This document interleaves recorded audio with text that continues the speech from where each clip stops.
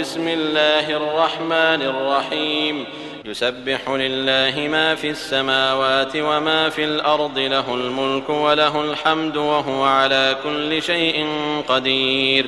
هو الذي خلقكم فمنكم كافر ومنكم مؤمن والله بما تعملون بصير خلق السماوات والأرض بالحق وصوركم فأحسن صوركم وإليه المصير يعلم ما في السماوات والأرض ويعلم ما تسرون وما تعلنون والله عليم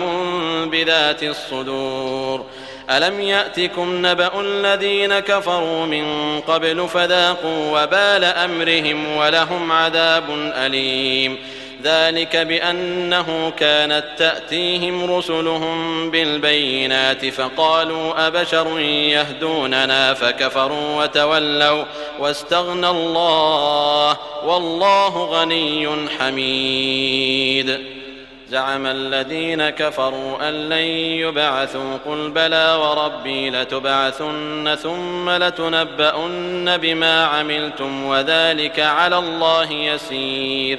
فآمنوا بالله ورسوله والنور الذي أنزلنا والله بما تعملون خبير يوم يجمعكم ليوم الجمع ذلك يوم التغابن ومن يؤمن بالله ويعمل صالحا يكفر عنه سيئاته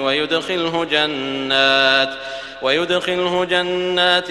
تجري من تحتها الأنهار خالدين فيها أبدا ذلك الفوز العظيم والذين كفروا وكذبوا بآياتنا أولئك أصحاب النار خالدين فيها وبئس المصير ما أصاب من مصيبة إلا بإذن الله ومن يؤمن بالله يهد قلبه والله بكل شيء عليم وأطيعوا الله وأطيعوا الرسول فإن توليتم فإنما على رسولنا البلاغ المبين الله لا إله إلا هو وعلى الله فليتوكل المؤمنون يا أيها الذين آمنوا إن من أزواجكم وأولادكم عدوا لكم فاحذروهم وإن تعفوا وتصفحوا وتغفروا فإن الله غفور رحيم